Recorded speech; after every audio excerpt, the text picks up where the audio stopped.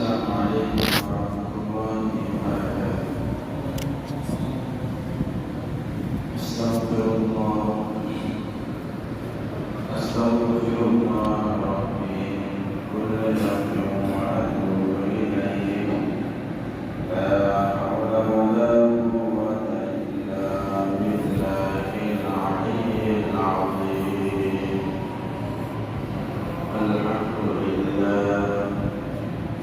الحمد لله نحمده ونستعينه ونستغفره ونعوذ بالله من شرور أنفسنا ومن سيئات أعمالنا. من يهد الله فلا مضل له ومن يضلل فلا هادي له. ونشهد أن لا إله إلا الله وحده لا شريك له. ونشهد أن محمدا عبده ورسوله الذي أرسله بالحق بشيرا ونذيرا وداعيا إلى الله بإذنه وسراجا منيرا. فقد قال الله تعالى في كلامه المجيد وفي فرقانه الحميد: إن الله وملائكته يصلون على النبي يا أيها الذين آمنوا صلوا عليه وسلموا تسليما.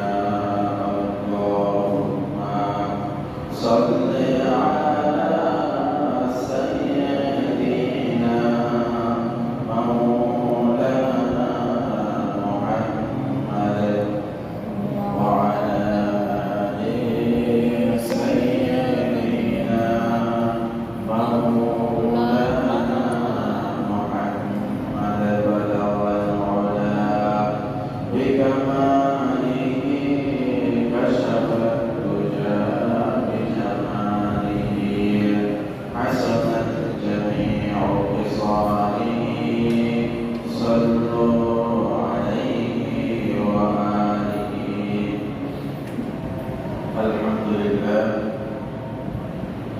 আমরা আল্লাহ দরবারে শুকরিয়া আদায় করছি যে মহান আল্লাহ তাআলা আমাদেরকে মুহররম শেষ করে সফর মাসের প্রথম জুমা 3 তারিখ আজকে যথাসময়ে মসজিদে আসার বসা আল্লাহর বান্দাকে মশগুল থাকার তৌফিক দিয়েছেন। সেজন্য আল্লাহ তাআলার দরবারে অন্তরের অন্তঃস্থল থেকে ভালোবাসায় শিক্ষককে কালিমাতুশ শুকর আদায় করে সকলের সমস্যায় বলছি আলহামদুলিল্লাহ। দরুদ পড়ছি বিশ্বমানবতার বিশ্বমুক্তির দূত বিশ্বনেতা যাকে আল্লাহ তাআলা এই দুনিয়ার মানুষকে অন্ধকার থেকে বের করে আলোর দিকে আনার জন্য প্রেরণ করেছেন এবং তিনি আমাদেরকে সেই পথের দিকে ডেকেছেন।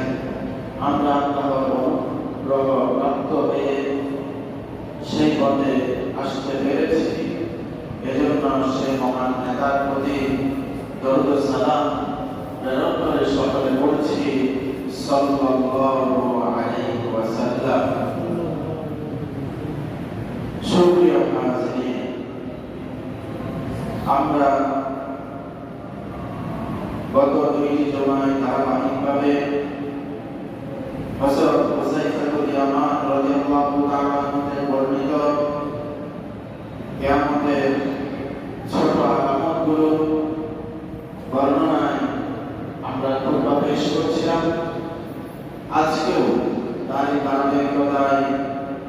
কিয়ামতের ছোট আলামতগুলো নিয়ে আমরা আলোচনা করব। আমরা জানতে পেরেছি হাদিস থেকে হযরত হুযায়ফাতুল ইয়ামান রাদিয়াল্লাহু তাআলা আনহুর মাধ্যমে কিয়ামতের আলামতগুলো যেগুলো প্রকাশিত হবে কিয়ামতের আগে ছোট ছোট, এগুলো হচ্ছে ৭২টি। আমরা সেখান থেকে ৫টি আলামত আপনাদের সামনে পেশ করেছিলাম। আজকে ৬০০ নম্বর আলামত থেকে শুরু করব। সুবহানাকা লা ইলমা লানা ইল্লা মা 'আল্লামতানা ইন্নাকা আনতাল আলিমুল হাকীম। আমার বলার মতো, আপনাদেরকে বোঝানোর মতো কোরআন এবং হাদিস থেকে এমন কোনো আমার জ্ঞান নেই যেটা দিয়ে আপনাদেরকে বোঝাতে সক্ষম হব, যতক্ষণ না আল্লাহ তাআলা আমাকে আপনাদেরকে বলার জন্য সহযোগিতা না করবেন। এই জন্য আমার কাছে সহযোগিতা, ভালোবাসা এবং এরাও কামনা করছি। আমাদের ৬ নম্বরে কিয়ামতের ছোট আলামত হচ্ছে উঁচু উঁচু ভবন নির্মাণ হবে।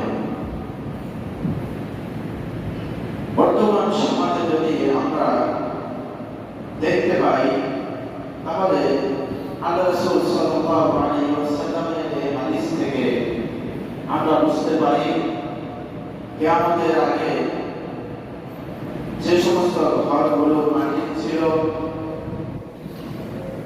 গড়ের ছিল এবং কাঠের ছিল, খড় দিয়ে যেগুলো বানাতো, ছাউনি দিয়ে, এগুলো আপনারা দেখেছেন। মাটি দিয়ে যে সমস্ত ঘর বানিয়েছে সেগুলো আপনারা দেখেছেন।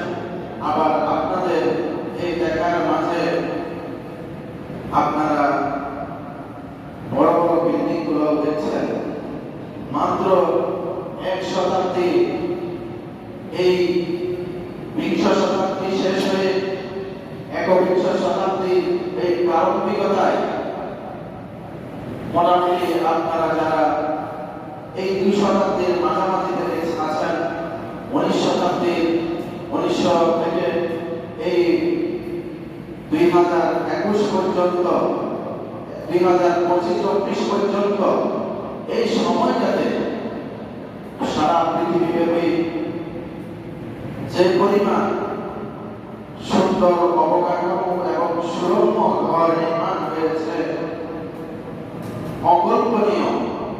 যে সমস্ত জায়গাগুলোতে একটাও টিনের ঘর ছিল না, ছালার ঘর ছিল, সেগুলো এখন বড় বড় বিল্ডিং এ পরিণত হয়ে গেছে। তাহলে আল্লাহ রাসূলের হাদিস এখান থেকে বোঝা যাচ্ছে কিয়ামত অতি সন্নিকটে, অর্থাৎ আমাদের মাঝে কিয়ামত অতি সন্নিকটে, খুব কাছে কিয়ামত। আরেকটি বর্ণনায় আছে কিয়ামতের আগে মক্কায় এবং মদিনায় যে ভবনগুলো হবে, এই ভবনগুলো পাহাড়ের চেয়ে ভবনের উচ্চতা বেশি হবে। এই হাদিস যখন আমরা গবেষণা করব, একটু বোঝার চেষ্টা করব, তাহলে আপনারা যারা আরব দেশে গিয়েছেন, মক্কা মদিনায় গিয়েছেন, আপনারা অবশ্যই দেখেছেন সেখানে এত বিশাল সুরম্য বিল্ডিং আছে যেগুলো মক্কার পাহাড়ের চেয়েও অনেক উঁচু। আল্লাহ রাসূল আরেকটা কথা বলেছেন এই কথার ভিতরে, মক্কায় চালের মতো রাস্তা হয়ে যাবে এবং সুড়ঙ্গ হয়ে যে মক্কাতে বিশাল বিশাল রাস্তা আছে, এগুলোকে বলা হয়েছে নদীর মতো বিশাল রাস্তা হবে। এখন নদীর মতো প্রশস্ত বিশাল রাস্তা হওয়ার অর্থ তখন বোঝা যায় না। সাহাবীরা তবে তাবিঈন যারা ছিলেন তারা কল্পনা করেছেন, করেন নাই এমন কল্পনা, কিন্তু এইরূপ হবে হয়তো তাদের ধারণাও ছিল না। জালের মতো রাস্তা হবে, নদীর মতো প্রশস্ত হবে, বিশালতা হবে, সাবমারিন টানেল দেখেছেন, পাহাড়কে কেটে কেটে বিশাল বিশাল রাস্তাগুলো নির্মাণ করা হয়েছে এবং সেগুলো সুরঙ্গ করা হয়েছে। পাহাড় পাহাড়ের মতো আছে, রাস্তা হয়ে গেছে বিশাল বিশাল। তাহলে এই হাদিস থেকে আমরা ধরে নিতে পারি আল্লাহ রাসূলের যে ভবিষ্যৎবাণী ছিল আমাদের জন্য, যখন এই আলামত প্রকাশ পাবে তোমরা বেশি বেশি ইস্তেগফার করো, নিজেদেরকে বেশি বেশি আল্লাহকে স্মরণ করার মধ্যে নিমজ্জিত রাখো। তাহলে সেই সময় এখন আসছে কিনা? সেই সময় এখন আসছে কিনা? আসছে। মক্কায় এখন বিশাল বিশাল বিল্ডিং আছে, 30-40 তলা পর্যন্ত বিল্ডিং নরমালি এখানে দেখা যাচ্ছে। পাহাড়গুলো বর্ষণ করে কেটে তারপরে এগুলোকে সুরঙ্গ করে বিশাল বিশাল রাস্তা করা হয়েছে। আর রাস্তাগুলো জালের মতো চতুর্পাশ থেকে বিছানো আছে। জাল যেভাবে একটা, এটাকে কি বলা হয়, রশির সাথে ছোট ছোট মোড়গুলো একটা আরেকটার সাথে সম্পৃক্ত, এভাবে রাস্তাগুলো একটা আরেকটার সাথে সম্পৃক্ত হয়ে বিশাল বিশাল এখন কি হয়ে গেছে? রাস্তা হয়ে গেছে। তাহলে এই যে কিয়ামতের 6 নম্বর আলামত হযরত হুযায়ফা বিন ইয়ামান রাদিয়াল্লাহু তাআলা থেকে আপনাদেরকে শোনালাম। এখান থেকে আপনারা বুঝতে পারছেন, বুঝার কথা যে আমাদের খুব কাছে কিয়ামত এসে গেছে।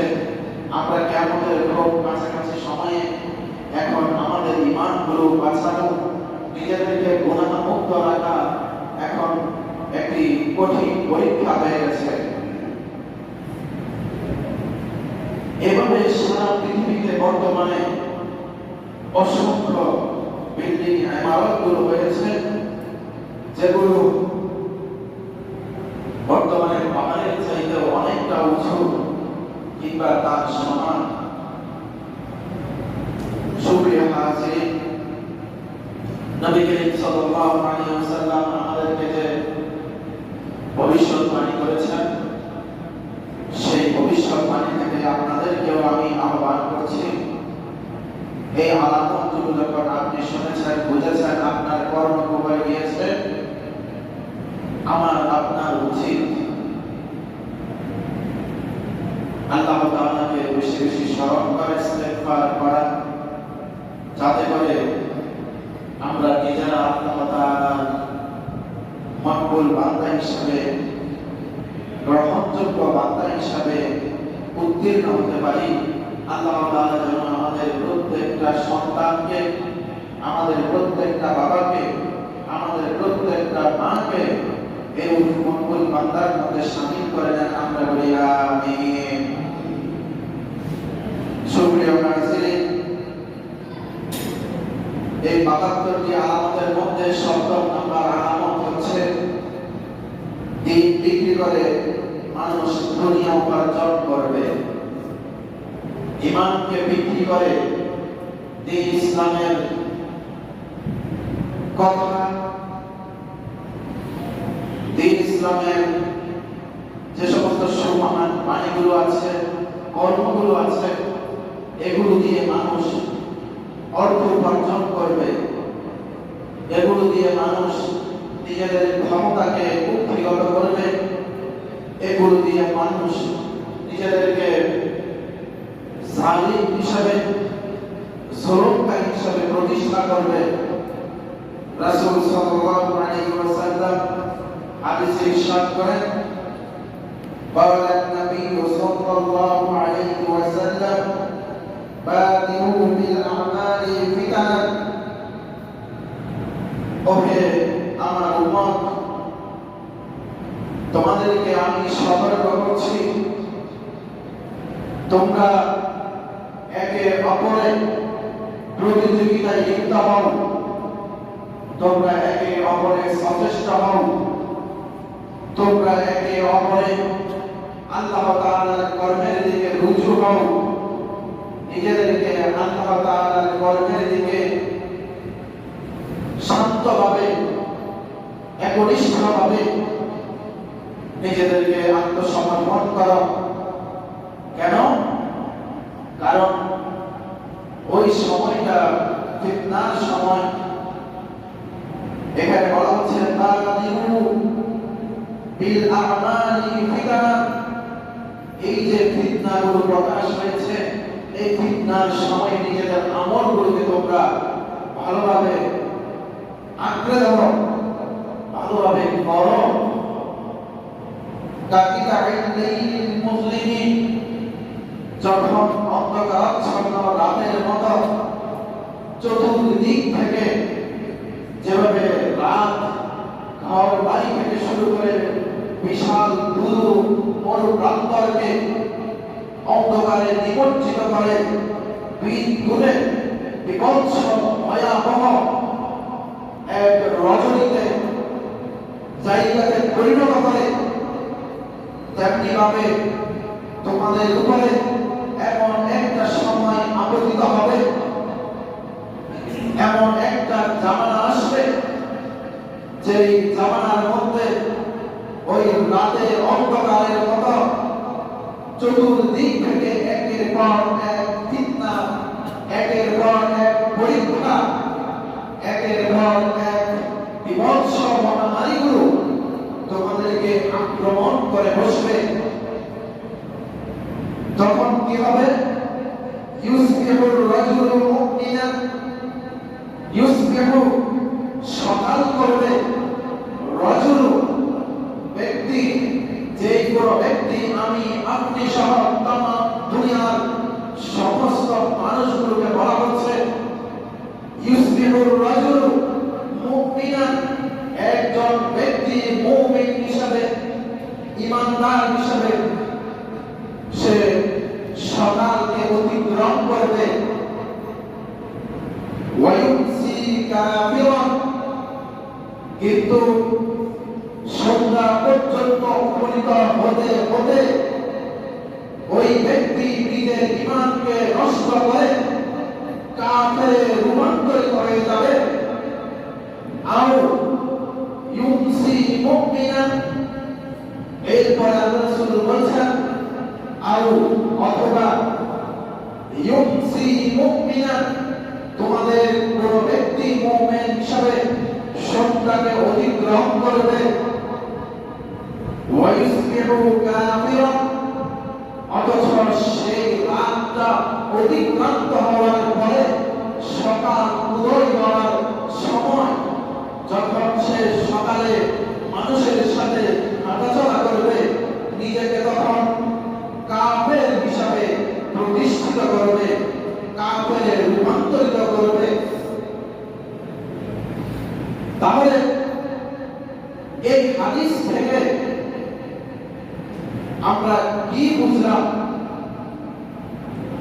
একজন ব্যক্তি সে সকালবেলা ঈমানদার, কিন্তু সন্ধ্যায় উপনীত হওয়ার আগেই সে কাফেরে রূপান্তরিত হয়ে যাবে। তার ঈমান তার হৃদয় থেকে বের হয়ে যাবে। অথবা সে সন্ধ্যায় একজন মুমিন হিসাবে নিজেকে রাখতে পারবে, কিন্তু সকালে উপনীত হয়ে সে কাফের হয়ে যাবে। কিভাবে? এটি কিভাবে সম্ভব? একটু পরে সেটা আসছে। এরপরে এই হাদিসের শেষ অংশে আল্লাহ রাসূল বলেছেন ইয়াবিউ দীনাহু বিআরাদিন মিনাদ দুনিয়া, ইয়াবিউ সে বিক্রি করে। কি বিক্রি করে?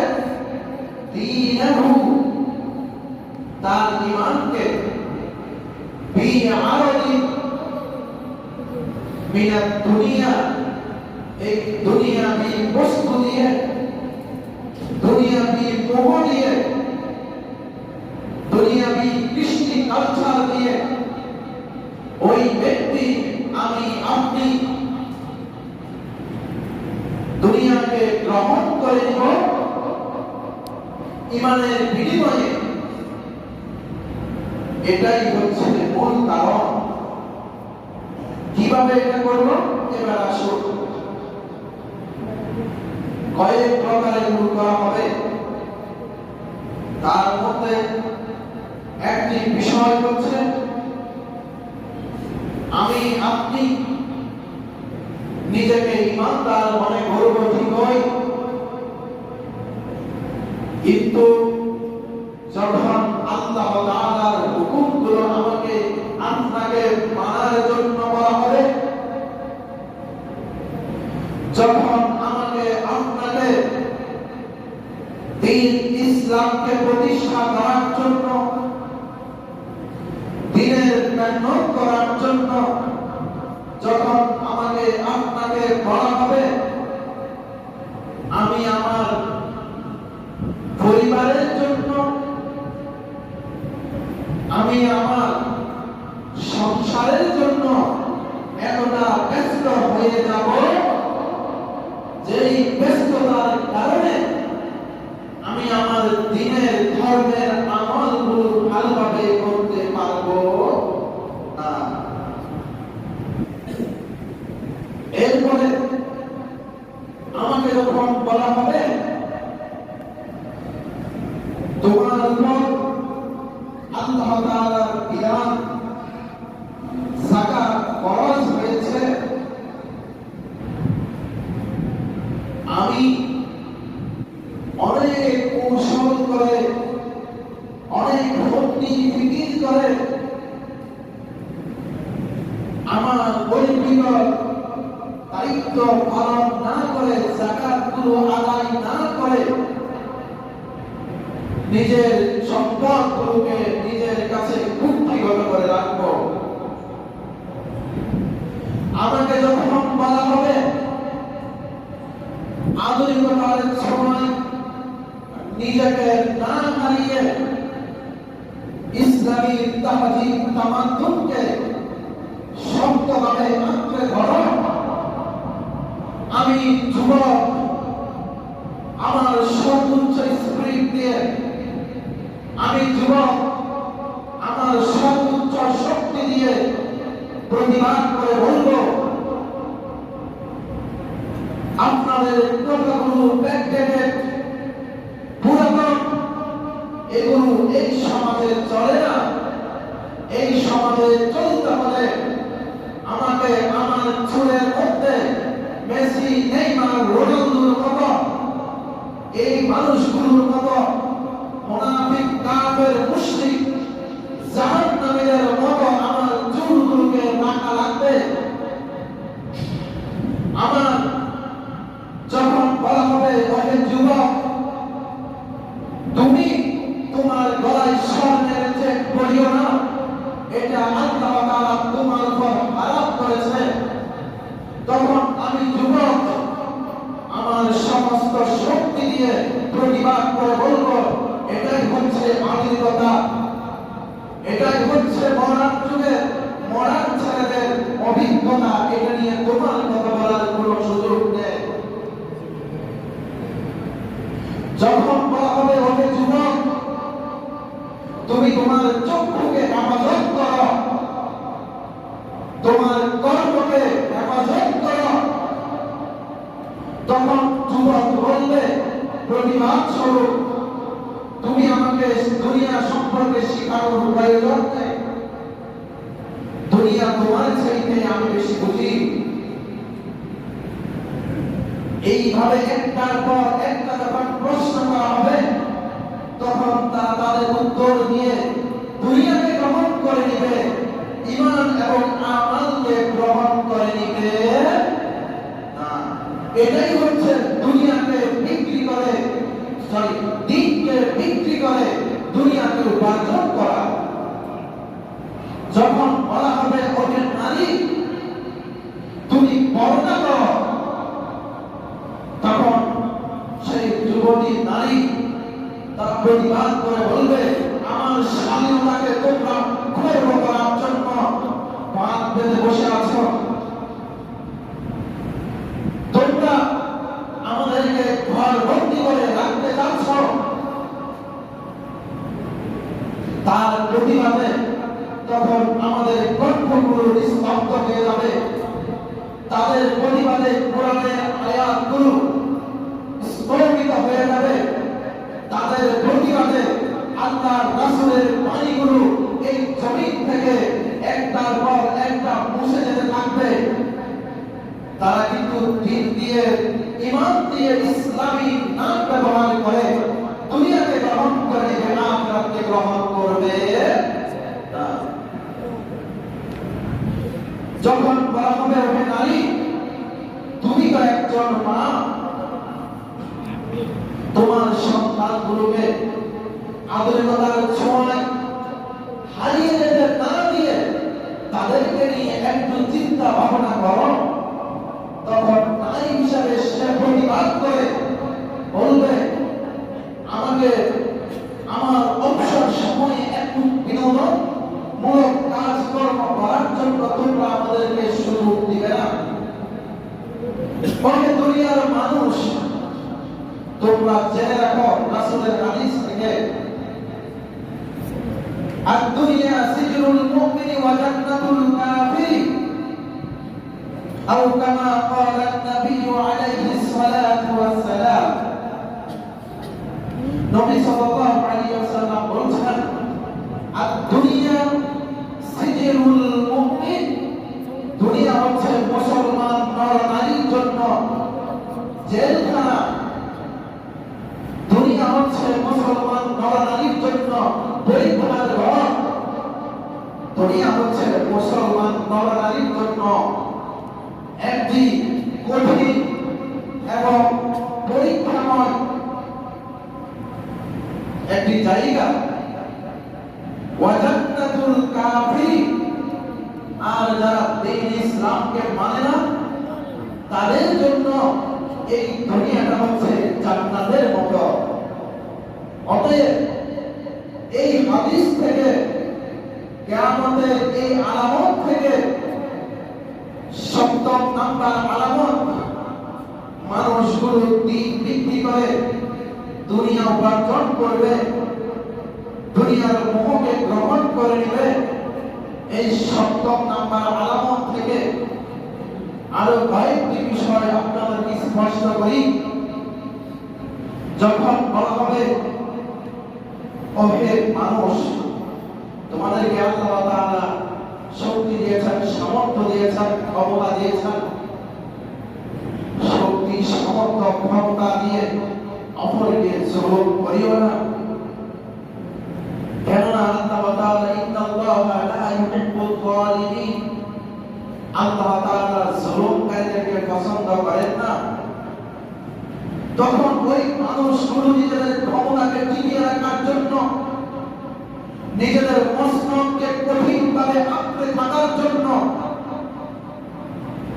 মানুষগুলোকে প্রজা বানিয়ে, দাস বানিয়ে রাখার জন্য একের পর এক কৌশলের ফাঁকগুলো বসিয়ে রাখবে। আর সেই ফলে আমাদেরকে, আপনাদেরকে ফেলে আমার আপনার রক্ত দিয়ে গোসল করে তাদের দুনিয়া তারা কামাই করে নেবে। আমি আপনি কথা বলার কোন সুযোগ থাকবে না। আল্লাহ তাআলা বলেছেন, আমরা গত জুমায় বলছিলাম, ছোট্ট একটি কারণে মানুষকে হত্যা করবে, সংকীর্ণ কারণে একজন মানুষ আরেকজন মানুষকে মারতে কোনো দ্বিধা করবে না। সেখানে আমরা বলেছিলাম, ওয়ালা তাআলা ফি সূরাতিল মাঈদা, মান ক্বাতালা নাফসান বিগাইরি নাফসিন আও ফাসাদিন ফিল আরদ। আল্লাহ তাআলা সূরা মাঈদা 32 নং আয়াতে বলেছেন, মান ক্বাতালা নাফসান বিগাইরি নাফসিন, যেই কোনো ব্যক্তি একজন অপরজনকে হত্যা করে, আও ফাসাদিন ফিল আরদ, অথবা জমিনে ফিতনা ফাসাদ সৃষ্টি করার জন্য এই কাজগুলো যখন তারা করে, যদি কাউকে মারে, ফাকান্নামা ক্বাতালান নাস জামিআ, মানুষকে হত্যা করার নাম হচ্ছে সারা দুনিয়ার সমস্ত মানুষগুলোকে হত্যা করা। মান আহিয়া ওয়া মান আহিয়াহা, আর যেই ব্যক্তি একজন মানুষকে হত্যা না করে বাঁচিয়ে দেওয়ার চেষ্টা করে ইসলামের জন্য, সমাধানের জন্য, ফাকান্নামা আহিয়ান নাস জামিআ, সে একজন মানুষকে জীবন বাঁচিয়ে দেওয়ার কারণে যেন সে তামাম দুনিয়ার সমস্ত মানুষকে বাঁচিয়ে দিল। এরপরে সূরা নিসার মধ্যে আল্লাহ তাআলা বলেছেন, যেটা আমরা গত জুমায় বলেছিলাম, ওয়া মাইয়াকুল মুমিনান মুতাআম্মিদান ফাজাযাউহু জাহান্নাম, যেই ব্যক্তি কোন মুসলমানকে ইচ্ছাকৃতভাবে হত্যা করে, ফাজাযাউহু জাহান্নাম, তার একমাত্র সাজাই হচ্ছে জাহান্নাম, খালিদান ফিহা, সে ওই জাহান্নামে চিরস্থায়ী থাকবে। ওয়ালাল্লাহু আলাইহি ওয়া লা'নাহু ওয়া আ'adda লাহু, এরপর আল্লাহ তাআলা বলেন ওয়ালাল্লাহু আলাইহি, আল্লাহ যেই ব্যক্তি মানুষকে হত্যা করে তার উপরে রাগান্বিত, ক্রোধান্বিত, অসন্তুষ্ট। এরপর বলছেন ওয়া লা'নাহু, আল্লাহ তাআলা তাকে অভিশাপ দিচ্ছেন। এরপর আল্লাহ তাআলা বলছেন ওয়া আ'adda লাহু, আমি তার জন্য তৈরি করে রেখেছি। কি তৈরি করে রেখেছি? আযাবান আযীমা, বড় ধরনের শাস্তি। আমি গত জুমায় বলেছিলাম, আপনারা যাচ্ছিলেন আযাবান আযীমা হচ্ছে বড় শাস্তি, ছোট শাস্তি হচ্ছে এই দুনিয়ার সমস্ত মানুষ মিলিয়ে একজন মানুষকে যতটুকু শাস্তি করতে পারে, যতটুকু স্পিড রোলারে দিয়ে চেপে ধরতে পারে, এটা আল্লাহ তাআলার দিক থেকে ছোট শাস্তির চাইতেও ছোট। তাহলে আল্লাহ তাআলার দিক থেকে ছোট শাস্তির পরিমাণ যদি তামাম দুনিয়ার মানুষ যেখানে শাস্তি দিয়ে যতটুকু মাত্রা তুলতে পারে, তার চাইতেও যদি আল্লাহর শাস্তিটা যদি বড় হয় ছোট শাস্তিটা, তাহলে আল্লাহ তাআলার বড় শাস্তিটা কেমন হবে একটু চিন্তা করে দেখুন। এরপরে আল্লাহ রাসূলের হাদিস থেকে আমরা বলেছিলাম লা যাওয়ালুদ দুনিয়া আহওয়ানু ইনদাল্লাহ, আল্লাহ তাআলার কাছে এই দুনিয়া ধ্বংস হয়ে যাওয়া, এই দুনিয়া মালাক্স হয়ে যাওয়া, এই দুনিয়া নিঃশেষ হয়ে যাওয়া অতীব নগণ্য। কার থেকে? মিন কতলি রাজুলিন মুসলিমিন, একজন মুসলমান মানুষকে হত্যা করার চাইতেও, অর্থাৎ একজন মুসলমানের রক্ত ঝরানোর চাইতেও আল্লাহ তাআলার কাছে এই দুনিয়া ধ্বংস হয়ে যাওয়া আরো সহজ।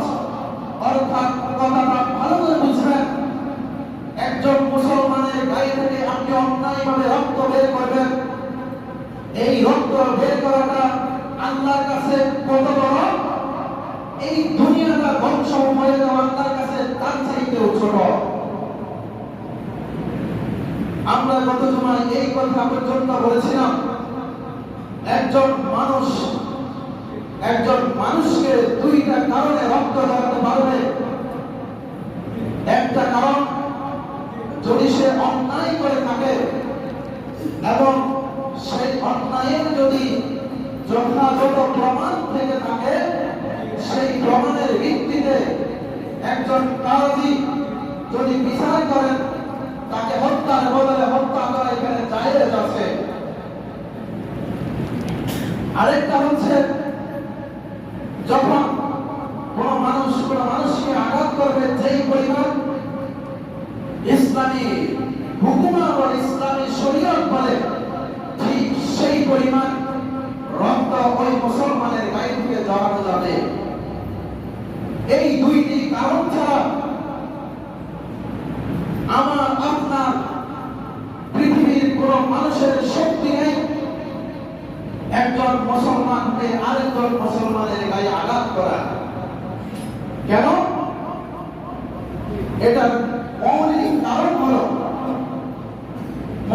কারণ হলো আল্লাহ তাআলা আমাকে জীবন দিয়েছেন, আবার আল্লাহ তাআলা আমার জীবনকে নিবেন। এটা একমাত্র আল্লাহ তাআলার কাছে খাস। পৃথিবীর অন্য কোন মানুষকে আল্লাহ তাআলা এই ইজাজত, এই হুকুম দেননি কোন মানুষকে মেরে ফেলা।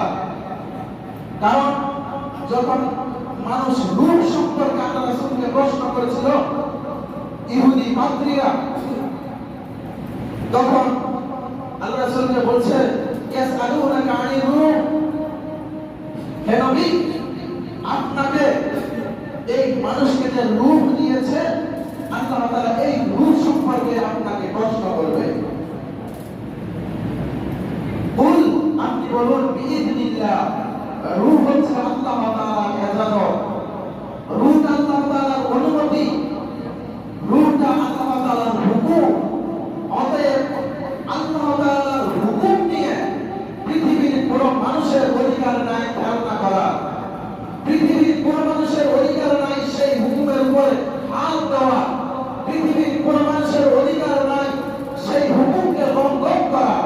যদি সেই হুকুমকে লঙ্ঘন করে আ'আদ্দালাহু জাহান্নাম, আল্লাহ তাআলা বলেন আমি তার জন্য জাহান্নাম তৈরি করে রেখেছি। আরেকটা জায়গায় আল্লাহ তাআলা এর কিছুক্ষণ আগে আয়াত করলাম ওয়া'আদ্দালাহু আযাবান আযীমা, আমি তার জন্য বড় শাস্তি তৈরি করে রাখলাম। এটাই হচ্ছে কিয়ামতের সপ্তম নাম্বার আলামত, যে মানুষগুলো দিনকে বিক্রি করে দুনিয়া অর্জন করবে। এরপরে এটার ভিতরে আরেকটা বিষয় আছে, মানুষকে যখন বলা হবে অন্যায় পাপাচার হিংসাত্মক ধ্বংসাত্মক কাজগুলো করবে না, তখন মানুষ ক্ষমতা পেয়ে সেই ধ্বংসাত্মক কাজগুলো করা শুরু করে দিবে। শুনে রাখুন কান দিয়ে, যখন আল্লাহ তাআলা মহানবী হযরত মুহাম্মদুর রাসূলুল্লাহ সাল্লাল্লাহু আলাইহি ওয়াসাল্লামকে মক্কা বিজয় দান করলেন, তখন আল্লাহ রাসূল কোন মানুষকে সেদিন আঘাত করেন নাই। সেদিন সমস্ত মানুষকে ক্ষমা করে দিয়েছিলেন। কোন মানুষের ঘরে, কোন মানুষের বাড়িতে আগুন দেন নাই, কোন মানুষকে জীবিত লাঠি পিটা করে মারেন নাই। বরং আল্লাহ রাসূল সাল্লাল্লাহু আলাইহি ওয়াসাল্লাম আমাকে আপনাকে আল্লাহর কালামের মাধ্যমে শিখিয়ে দিয়ে গেছেন, তোমরা যখন কোন বিজয় পাবে ফাসাব্বিহ বিহামদি রাব্বিকা ওয়াস্তাগফির, যখন তোমাদের কাছে বিজয় উপনীত হবে তখন তোমরা বেশি বেশি আল্লাহ তাআলার হুকুম পালন করো এবং আল্লাহ তাআলার বেশি বেশি তাসবিহ পাঠ করো। অতঃপর তোমরা নিজেদের কৃতকর্মের জন্য অনুতপ্ত হয়ে আল্লাহর কাছে ক্ষমা প্রার্থনা করো। কাউকে আঘাত করার জন্য আল্লাহ তাআলা এখানে বলেন নাই। এরপরে আল্লাহ তাআলা বলেছেন ওয়ালাম্মা বিনি'মাতি রাব্বিকা ফাহাদ্দিস, যখন আমার পক্ষ থেকে তোমাদের কাছে কোন অনুগ্রহ আসে সেই অনুগ্রহ পেয়ে দাম্ভিকতার চূড়ান্ত সীমা প্রদর্শন করিও না, দাম্ভিকতার চূড়ান্ত সীমা তোমরা দেখিও না। কি করবে? তোমরা তখন আমি যে তোমাদেরকে নিয়ামতগুলো দিয়েছি সেই নিয়ামতগুলো তোমরা নিজেদের অন্তরে প্রশান্তির জন্য আলোচনা করবে, সেগুলো নিয়ে কথা বলবে আর আমার প্রশংসায় লিপ্ত থাকবে, আমার গুণকীর্তনগুলো তোমরা করতে থাকবে, কিন্তু এর বাহিরে কোনো কাজ তোমরা করবে না। কেন করবে না? আল্লাহ রাসূলের হাদিস থেকে জেনে নেন। قال النبي صلى الله عليه وسلم المسلم أخو المسلم, একজন মুসলমান আরেকজন মুসলমানের ভাই, লা ইয়াযলিমুহু, সে একজন মুসলমান হয়ে আরেকজন মুসলমানের উপর জুলুম করতে পারে না। ওয়ালা ইয়াকদুরুহু, ওয়ালা ইয়াকদুরু অর্থ হচ্ছে হেয় করা, ছোট করা। এখন আমার ক্ষমতা আরেকজনকে পাশ দিয়ে ফুটানোটাই হচ্ছে হেয় করা। মনে রাখবেন, ক্ষমতা আল্লাহ তাআলা দেয়, ওয়া তুইজ্জু মান তাশা ওয়া তুযিল্লু মান তাশা। আল্লাহ তাআলা যাকে ইচ্ছা করেন ক্ষমতা দেন, আবার যাকে ইচ্ছা করেন ক্ষমতা থেকে টেনে নামিয়ে দিতে পারেন। এটাই হচ্ছে আল্লাহ। আর আমরা হচ্ছি এমন মানুষ, ক্ষমতা পেলে আল্লাহ তাআলাকে ভুলে যায়। এটাই হচ্ছে আল্লাহর সাথে আর আমাদের সাথে পার্থক্য। কারণ আল্লাহ তাআলা আমাদেরকে যেই বিষয়টা বলেন, শয়তান আমাদেরকে সেই বিষয় থেকে বক্তাকে সরিয়ে দিয়ে অন্য বিষয়টা আমাদের উপরে চাপিয়ে দেওয়ার জন্যই তো শয়তান বলেছিল যে আমি আপনার সমস্ত এই সৎ বান্দাদের প্রত্যেকটা পথে পথে আমি বসে থাকবো, তাদেরকে জান্নাতি না হয়ে জাহান্নামের দিকে নেওয়ার জন্য। এজন্য বাবা ভাইরা, শয়তানের অনুকরণ আমরা করব না, শয়তানের অনুকরণ আমরা করব না। সুপ্রিয় হাজিরিন, আমরা হযরত হুযায়ফা বিন ইয়ামান রাদিয়াল্লাহু তাআলা আনহু থেকে বর্ণিত কিয়ামতের ছোট আলামত ৭২টি আজকে ৭ম নাম্বার পর্যন্ত আলোচনা করেছি। আপনাদেরকে একটু রিমাইন্ডার দিই, স্মরণ করিয়ে দিই কোন বিষয়গুলো আমরা আলোচনা করেছি। আজকের জুমায় আমরা আলোচনা করেছি মানুষ দিন বিক্রি করে ধর্মকে পুঁজি করে, অর্থাৎ দ্বীন ইসলামের কর্মগুলোকে পুঁজি করে নিজের দুনিয়াবি কর্মগুলোকে অর্জন করে নিবে। এটা হচ্ছে ৭ম নাম্বার। ৬ষ্ঠ নম্বরে আমরা আলোচনা করেছিলাম উঁচু উঁচু উঁচু ভবন নির্মাণ হবে এবং মক্কা এবং মদিনার অলিগলির রাস্তাগুলো সমুদ্রের মতো প্রশস্ত হবে এবং মক্কায় এমন ভাবে বিল্ডিং নির্মিত হবে, এমন ভাবে ঘর নির্মিত হবে যে ঘরগুলো পাহাড়ের চাইতে, উহুদের পাহাড়ের চাইতে, বদরের ময়দানের পাহাড়ের গুলোর চাইতেও ভবনগুলো উঁচু হবে। এরপরে গত জুমায় আমরা বলেছিলাম খুব সংকীর্ণ কারণে, ছোট্ট কারণে একজন মুসলমান আরেকজন মুসলমানকে হত্যা করবে। এরপরে আমরা তার আগের জুমায় আমরা বলেছিলাম যে মানুষ নামাজ নিয়ে ডাকাতি করবে, আমানতের খেয়ানত করবে, সত্য বলাকে মানুষ হালাল মনে করবে এবং অতিরিক্ত হারে সমাজের মধ্যে সুদ এবং ঘুষের লেনদেন হবে।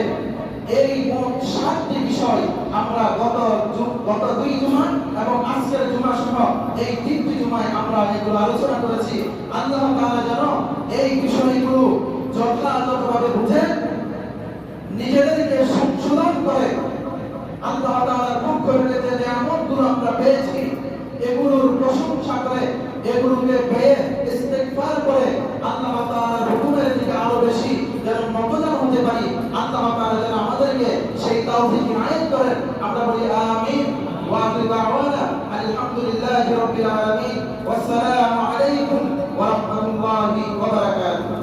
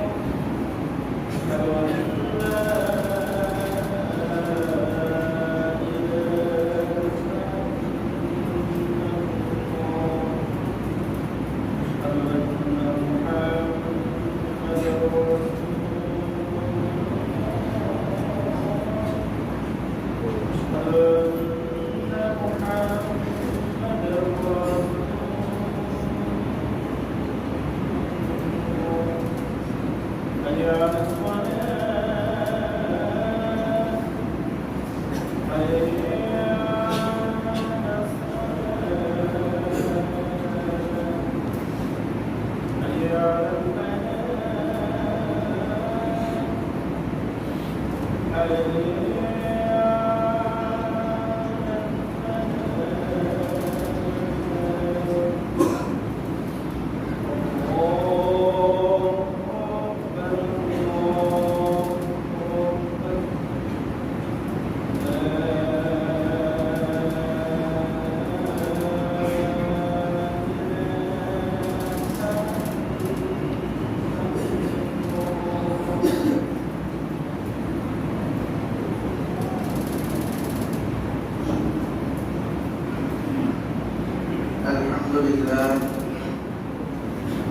الحمد لله رب العالمين، والصلاة والسلام على رسوله الأمين وعلى آله وصحبه ومن والاه، أما بعد، فاتقوا الله عباد الله حق التقوى وراقبوه في السر والنجوى. قال تعالى: فسبح بحمد ربك واستغفره. وقال أيضا: وأما بنعمة ربك فحدث. أيها المؤمنون، إن المؤمن الفتن الذي عرفته الأيام والحوادث لا يسمع لإرجاف المرجفين ولا يغتر بمثالية المتعجلين، بل يتهنى ولا يعجل، وكله ثقة من موعد الله، فإن كلمة الله هي العليا، وحتما سيعود الأقصى شامخا عزيزا على أسنة الرماح مفكرا من رجس المحتلين الغاصبين. أيها المؤمنون، يقول النبي صلى الله عليه وسلم: المسلم أخو المسلم لا يظلمه ولا يخذله، رواه مسلم. ويقول النبي صلى الله عليه وسلم: المسلمون تتكافأ دماؤهم ويسعى بذمتهم أدناهم ويجير عليهم أقصاهم، وهم يد على من سواهم، يرد مشدهم على مدعكهم ومتسريهم على قاعدهم. أيها الناس، المبادرة بعمل الصالحات والإكثار منها فإنها عصمة من الفتن. قال النبي صلى الله عليه وسلم: بادروا بالأعمال فتنة كقطع الليل المظلم، يصبح الرجل مؤمنا ويمسي كافرا، أو يمسي مؤمنا ويصبح كافرا، يبيع دينه بعرض من الدنيا. أخرجه المسلم. قال تعالى: ومن يقتل مؤمنا متعمدا فجزاؤه جهنم خالدا فيها وغضب الله عليه ولعنه وأعد له عذابا عظيما. وقال أيضا: من قتل نفسا بغير نفس أو فساد في الأرض فكأنما قتل الناس جميعا، ومن أحياها فكأنما أحيا الناس جميعا. قال النبي صلى الله عليه وسلم: إذا التقى المسلمان بسيفهما فالقاتل والمقتول في النار. قال تعالى: يا أيها الذين آمنوا إن تنصروا الله ينصركم ويثبت أقدامكم. أعوذ بالله من الشيطان الرجيم. ولينصرن الله من ينصره إن الله لقوي عزيز. الذين إن مكناهم في الأرض أقاموا الصلاة وآتوا الزكاة وأمروا بالمعروف ونهوا عن المنكر ولله عاقبة الأمور. بارك الله لنا ولكم في القرآن العظيم، ونفعنا وإياكم من الآيات والذكر الحكيم، إنه تعالى جواد كريم. أقول قولي هذا أستغفر الله لي ولكم ولسائر المسلمين من كل ذنب فاستغفروه إنه هو الغفور الرحيم.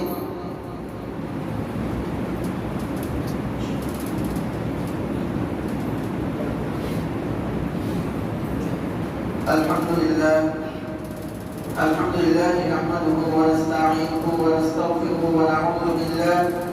ونعوذ بالله من شرور أنفسنا ومن سيئات أعمالنا. من يهد الله فلا مضل له ومن يضلل فلا هادي له. ونشهد أن لا إله إلا الله وحده لا شريك له، ونشهد أن محمدا عبده ورسوله الذي أرسله بالحق بشيرا ونذيرا وداعيا إلى الله بإذنه وسراجا منيرا. فقد قال الله تعالى في كلامه المجيد وفي قرآنه الحميد: إن الله وملائكته يصلون على النبي يا أيها الذين آمنوا صلوا عليه وسلموا تسليما. اللهم صل على محمد وعلى آل محمد كما صليت على إبراهيم وعلى آل إبراهيم إنك حميد مجيد. اللهم بارك على محمد وعلى آل محمد كما باركت على إبراهيم وعلى آل إبراهيم إنك حميد مجيد. قال النبي صلى الله عليه وسلم: اللهم ارحم أمتي بأمتي أبي بكر وعمر وعثمان وعلي رضي الله تعالى عنهم. اللهم ارحم على أمهات المؤمنين وآل البيت الطاهرين وأصحابهم أجمعين ومن تبعهم إلى يوم الدين. اللهم انصر الإسلام والمسلمين. اللهم انصر الإسلام والمسلمين. اللهم أيد العلماء والفقهاء والزعماء والغرفاء والنقباء الذين يجهدون لإعلاء كلمة الله. اللهم أذل الشرك والمشركين والقاتلين والظالمين. اللهم احصهم عددا وقتلهم بددا ولا تبق منهم أحدا. اللهم شقق شملهم. اللهم دمر ديارهم. اللهم خرب بنيانهم. اللهم زلزل أقدامهم. اللهم خذهم أخذ عزيز مقتدر. اللهم احفظ بلادنا بنغلاديش من جميع الأعداء الداخلية والخارجية. اللهم احفظ بلادنا بنغلاديش من جميع القاتلين والظالمين والفاسقين والكافرين. اللهم ارحم على سائر المسلمين المظلومين. اللهم ارحم على سائر المسلمين المظلومين. اللهم نجنا من القوم الظالمين. اللهم إنا نجعلك في نحورهم ونعوذ بك من شرورهم. اللهم بدد شملهم. اللهم فرق جمعهم. اللهم سلط عليهم كلا من كلابك يا قهار. اللهم سلط عليهم حسنا من أسدك يا جبار يا متكبر يا منتقم يا ذا الجلال والإكرام. اللهم نور قلوبنا بالقرآن وزين أخلاقنا بالقرآن ونجنا من النار بالقرآن وادخلنا في الجنة بالقرآن. اللهم اجعل القرآن لنا في الدنيا قرينا وفي القبر مؤنسا وعلى الصراط نورا وفي الجنة رفيقا. أعوذ بالله من الشيطان الرجيم. بسم الله الرحمن الرحيم. ربنا آتنا في الدنيا حسنة وفي الآخرة حسنة وقنا عذاب النار. عباد الله رحمكم الله، إن الله يأمر بالعدل والإحسان وإيتاء ذي القربى وينهى عن الفحشاء والمنكر والبغي يعظكم لعلكم تذكرون.